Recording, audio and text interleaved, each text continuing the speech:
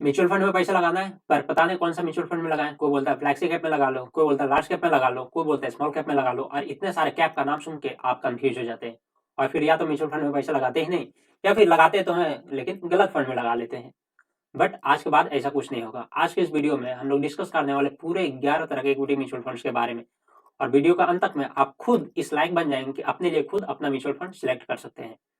तो आइए वीडियो को शुरू करते हैं। हेलो एवरीवन, मेरा नाम कमलेश है और मैं स्वागत करता हूं आप सभी का आपके अपने चैनल गुड लक फाइनेंस के ऊपर। आज के इस वीडियो में हम लोग बात करने हम लोग पूरे 11 तरीके के इक्विटी म्यूचुअल फंड्स के बारे में। तो type number 1, large cap funds. Large cap fund वो होता है जिसमें फंड मैनेजर के पास जितने भी पैसा कलेक्ट हुआ उस पैसे का एटलीस्ट 80% अमाउंट उसे लार्ज कैप स्टॉक्स में इन्वेस्ट करना पड़ता है। अब आपका क्वेश्चन हो सकता है कि ये लार्ज कैप स्टॉक्स क्या है, मिड कैप स्टॉक्स क्या है या फिर स्मॉल कैप स्टॉक्स क्या है। तो जो देश की जितने भी 100 बड़ी कंपनियां हैं, शुरुआती के 100 बड़ी कंपनियां हैं मार्केट कैपिटलाइजेशन के अकॉर्डिंग, वो होता है लार्ज कैप स्टॉक्स। उसके बाद की जो 150 कंपनियां हैं यानी 101 से लेकर के 250 तक वो होता है मिड कैप स्टॉक्स, और इसके बाद की जितनी भी कंपनियां हैं वो हो जाता है स्मॉल कैप। अभी करंटली इंडियन स्टॉक मार्केट में लगभग 6000 कंपनियां लिस्टेड है। तो आपका क्वेश्चन होता है कि ये मार्केट कैपिटलाइजेशन फिर क्या है। तो मार्केट कैपिटलाइजेशन मतलब होता है नंबर ऑफ स्टॉक्स को जब मल्टीप्लाई करते हैं उसके करंट मार्केट प्राइस से तो निकलता है मार्केट कैप, जिसको मार्केट कैपिटलाइजेशन भी बोलते हैं।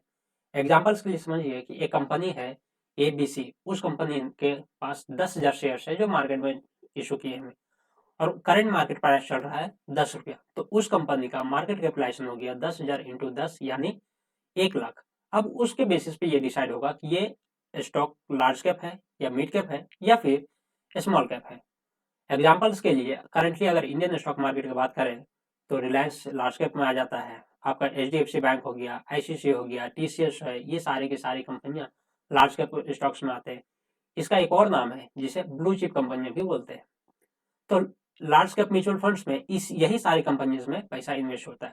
चूंकि ये बड़ी बड़ी कंपनीज में पैसा इन्वेस्ट होता है तो ये स्टेबल ग्रोथ देती है।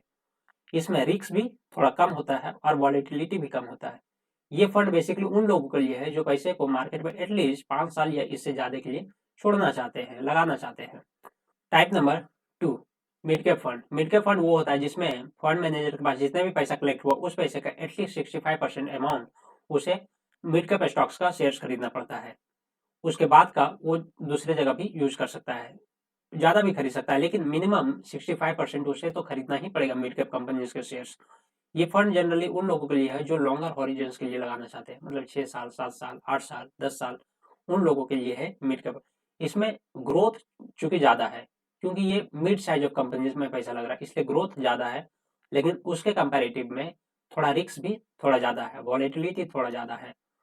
और ये इसमें एक डर होता है वैल्यू ट्रैप होने का, क्योंकि जो मिड कैप साइज की कंपनियां होती है, जो मिड साइज कंपनियां होती है, उसमें अगर ग्रोथ अच्छा नहीं है तो उसमें थोड़ा सा डर होता है कि मेरा पैसा फंसने का।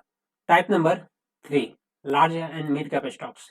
Large and mid cap stocks में म्यूचुअल फंड मैनेजर के पास जितने भी पैसा कलेक्ट हुआ उसका एटलीस्ट मिनिमम 35% अमाउंट उसे लगाना होता है लार्ज कैप स्टॉक्स में, और 35% अमाउंट लगाना पड़ता है उसे मिड कैप स्टॉक्स में, और बाकी के पैसे को वो ब्लेंड कर सकते हैं।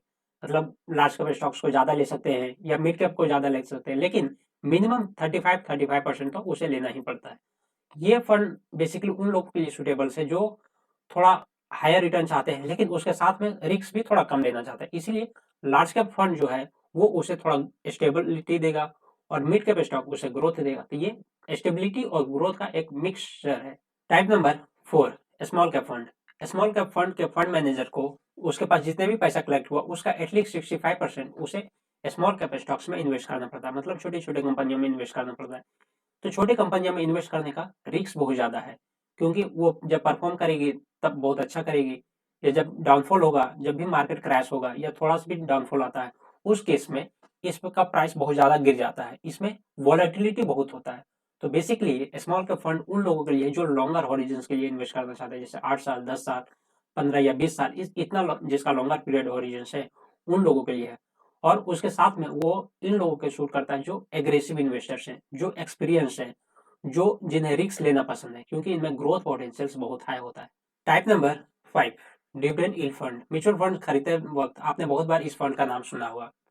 डिविडेंड यील्ड फंड बेसिकली जो इसके फंड मैनेजर से होते हैं उसके उस तरह का स्टॉक्स चूज करना पड़ता है, उस तरह का स्टॉक्स को सिलेक्ट करना पड़ता है जो रेगुलर बेसिस पे जिसका ट्रैक रिकॉर्ड है डिविडेंड देने का। बहुत सारी जो स्टेबल बड़ी कंपनियां होते हैं वो रेगुलर बेसिस पे अपने शेयर होल्डर के साथ में अपना प्रॉफिट को शेयर करते हैं डिविडेंड के फॉर्म में।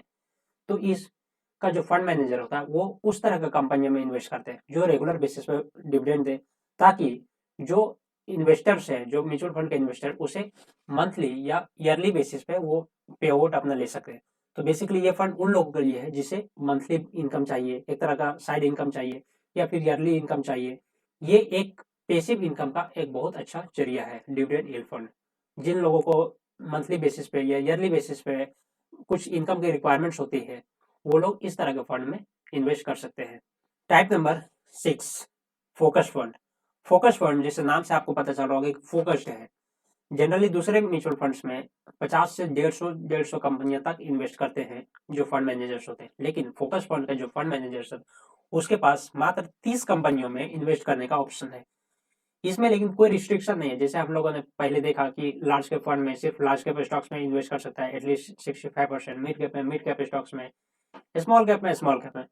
उस तरह का इसमें कोई भी रिस्ट्रिक्शन नहीं। पूरे अप्रॉक्स 6000 कंपनियां लिस्टेड है, उस 6000 कंपनियों में से आप कोई भी 30 कंपनियां चूज कर सकते हैं। ये फंड मैनेजर्स के पास ऑप्शन है फोकस फंड के। ये बेसिकली उस तरह के इन्वेस्टर्स के लिए एप्लीकेबल है जो लॉन्ग टर्म देखना चाहते हैं और काफी एग्रेसिव टाइप के हैं। इसमें रिटर्न्स बहुत ज्यादा आता है, लेकिन साथ ही साथ उनका जब मार्केट डाउनफॉल होता है या उस तरह का कुछ सिचुएशन आता है उसमें भी पोर्टफोलियो बहुत ज्यादा डाउन होता है, क्योंकि ये काफी फोकस्ड है, कंसंट्रेटेड फंड है। इसमें लिमिटेड स्टॉक्स है। तो जब जाहिर सी बात है जब डाउनफॉल आएगा तब बहुत ज्यादा आएगा, और जब अप होगा, जब मार्केट बढ़ेगा ऊपर, तो उस टाइम भी ये बहुत अच्छी रिटर्न्स देती है। टाइप नंबर 7, सेक्टोरियल फंड या सेक्टर फंड। जैसे कि नाम से आपको पता चल रहा है कि ये सेक्टोरियल फंड्स है, मतलब एक ही सेक्टर्स में आपको पैसा लगाना है। इस फंड के जो फंड मैनेजर होते हैं उसके ऊपर रिस्ट्रिक्शंस होता है कि जितने भी पैसा उसके पास आया उसका मिनिमम 80% अमाउंट उसे एक ही सेक्टर में लगाना होगा। एग्जाम्पल्स के लिए अगर हम टेलीकॉम सेक्टर्स का बात करें तो जैसे टेलीकॉम सेक्टर्स में हमारे पास तो गिने चुने कुछ ही कंपनी है, जैसे रिलायंस जियो है, एयरटेल है, बीएसएनएल है। या जब ऑटोमोबाइल्स की बात होते हैं तो हमारे पास कुछ कंपनी है, टाटा मोटर्स है, मारुति सुजुकी है, हमारे पास हुंडई है। तो जो फंड मैनेजर है वो एक ही सेक्टर्स का में पैसा लगाएगा। ऐसा नहीं कि वो अगर ऑटोमोबाइल्स का सेक्टर फंड बनाता है तो उसमें वो टेलीकॉम की कंपनियों को इंटर करेगा, ऐसा नहीं होगा। एटलीस्ट 80% अमाउंट उसे उसी एक ही सेक्टर्स में लगाना होगा। ये होता है सेक्टोरियल फंड। इसमें काफी रिस्की होता है, क्योंकि बहुत बार होता है कि 5-5 साल तक कोई सेक्टर चलता ही नहीं है। जब आप हिस्ट्री को देखिएगा तो ऐसा आपको पता चलेगा कोई एक सेक्टर ऐसा होता है कि कोई साल बहुत अच्छा परफॉर्म किया और कोई साल वो परफॉर्म ही नहीं कर रहा है, और 5-5 साल परफॉर्म नहीं कर रहा है। तो उस केस में अगर कोई सेक्टर फंड में पैसा लगाता है तो उसका पैसा उतना बढ़ता नहीं है। तो ये फंड बेसिकली एक्सपीरियंस लोगों के लिए जो मार्केट में रेगुलर बेसिस पे है, जो डेली बेसिस पे ट्रैक कर रहे हैं, जिन्हें पता है कि कौन सा सेक्टर कब अप होने वाला है, कौन सा सेक्टर कब डाउन होने वाला, उस केस में उन लोगों के लिए ये फंड है। जो नॉर्मल पीपल्स हैं उसको जनरली सेक्टोरियल फंड से दूर ही रहना चाहिए। Type number 8, thematic fund. Thematic fund basically एक थीम पे वर्क करता है। थीमेटिक फंड के जो फंड मैनेजर होते हैं उसे जितना भी पैसा उसके पास है उसका 80% उसे एक ही थीम में इन्वेस्ट करना होता है। अब ये थीम क्या है इसको एग्जांपल से समझते हैं। जैसे एक एग्जांपल लीजिए, कंजम्पशन थीम। मतलब कंजम्पशन पैटर्न, जो नॉर्मल पब्लिक है, आम पब्लिक है, उन लोग जो जो चीजों पे कंज्यूम करता है, जिसका कंजम्पशन करता है उस पे वो पैसा लगाएगा। एग्जाम्पल्स के लिए हम लोग डेली बेसिस पे जो हाउस होल्ड गुड्स यूज करते हैं तो वो आ गया है एफएमसीजी सेक्टर्स में।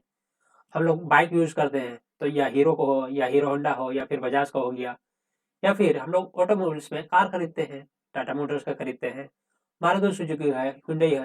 तो ये क्या कर रहे हैं, हम लोग कंज्यूम कर रहे हैं, कार को कंज्यूम कर रहे हैं, बाइक को कंज्यूम कर रहे हैं, डेली बेसिस का जो गुड्स है हाउस होल्ड गुड्स उसको कंज्यूम कर रहे हैं, डेटा को कंज्यूम करते हैं। तो ये जो एक थीम के ऊपर है, तो जो थीमेटिक फंड के जो फंड मैनेजर होता है वो उसी तरह का स्टॉक्स में इन्वेस्ट करेंगे जो उस थीम से रिलेटेड होगा। ऐसा नहीं कि अगर वो कंजम्पशन थीम का फंड निकाल रहा है और वो किसी और दूसरा हेल्थ केयर का जो कंपनी है उसमें लगा दिया पैसा, ऐसा नहीं होगा। Type number 9, ELSS fund, equity linked saving schemes. ये फंड जनरली, इसमें फंड मैनेजर के ऊपर तो बहुत ज्यादा रिस्ट्रिक्शन नहीं है, लेकिन इसमें इन्वेस्टर्स के ऊपर रिस्ट्रिक्शन है जो पैसा लगाते हैं इस तरह का फंड में, उसके ऊपर 3 साल का रिस्ट्रिक्शन, यानी 3 साल के अंदर वो रिडीम नहीं कर सकते। अगर वो रिडीम करेंगे तो फिर उनके ऊपर एग्जिट लोन लग जाएगा, यानी एक तरह से एक्स्ट्रा चार्ज लगेगा रिडीम करने के लिए। तो इसमें वही लोगों को इन्वेस्ट करना चाहिए जिनको टैक्स सेव करना है, यानी जो लोग ओल्ड रिजीम में रिटर्न फाइल कर रहे हैं। तो उसमें एक सेक्शन है 80C of income tax act 1961। उस सेक्शन में लिखा है कि अगर इसमें आप इन्वेस्ट करते हैं तो उतना अमाउंट से आपका टैक्सेबल इनकम को कम कर देता है, ये अप टू 1.5 लाख तक। इस फंड का जो फंड मैनेजर होता है वो कोई भी सेक्टर्स में लगा सकता है, कोई भी कैप में लगा सकता है, यानी वो लार्ज कैप में भी लगा सकता है, स्मॉल में भी लगा सकता है, और वो मिड कैप में भी पैसा को लगा सकता है। इस तरह का कोई रिस्ट्रिक्शन नहीं, वो जितना भी सेक्टर से अलग अलग सेक्टर से भी स्टॉक्स को चून कर सकता है। तो ये बेसिकली जो टैक्स सेवर फंड से भी इसे जाना जाता है। तो जिन्हें टैक्स सेविंग करना है वो इस फंड में इन्वेस्ट कर सकते हैं। Type number 10, multi cap fund. Multi cap fund जैसे आपको नाम से पता चल रहा है कि ये मल्टी कैप है। हमारे पास जनरली 3 ही कैप है, पहला है लार्ज कैप, दूसरा है मिड कैप, तीसरा है स्मॉल कैप। तो जो मल्टी कैप फंड का जो फंड मैनेजर होता है उसे मिनिमम 25% लगाना पड़ता है जो लार्ज कैप स्टॉक्स है उसमें, मिनिमम 25% उसे लगाना पड़ता है जो मिड कैप स्टॉक्स है उसमें, और मिनिमम 25% लगाना होता है जो स्मॉल कैप स्टॉक्स है। यानी आपके पास तीनों कैप का ब्लेंड आ गया, लार्ज कैप का भी, मिड कैप का भी और स्मॉल कैप का भी। ये एक काफ़ी अच्छा प्रोडक्ट है, काफ़ी अच्छा फंड है उन लोगों के लिए जो लॉन्गर टाइम के लिए अपना पैसा को इन्वेस्ट रखना चाहते हैं और एक अच्छा वेल्थ बनाते हैं, क्योंकि लार्ज कैप आपको स्टेबिलिटी देता है, लो वॉलेटिलिटी है। दूसरा मिड और स्मॉल कैप आपको बहुत ज़्यादा रिटर्न्स देता है, हाई ग्रोथ है लेकिन इसमें वॉलेटिलिटी ज़्यादा है। तो वॉलेटिलिटी और ग्रोथ का एक अच्छा कॉम्बिनेशन है। Type number 11, flexi cap. Flexi cap जैसे नाम से आपको पता चल रहा है ये फ्लेक्सिबल है, इसमें रिस्ट्रिक्शंस किसी तरह का नहीं है फंड मैनेजर्स के ऊपर। हमारे पास मल्टी कैप में रिस्ट्रिक्शंस था फंड मैनेजर्स के ऊपर कि मिनिमम 25% उसे लगाना पड़ेगा लार्ज कैप में, मिनिमम 25% मिड कैप में, और मिनिमम 25% उसे स्मॉल कैप में। But flexi cap same as it is है मल्टी कैप की तरह उस, लेकिन इसमें कोई रिस्ट्रिक्शन नहीं है।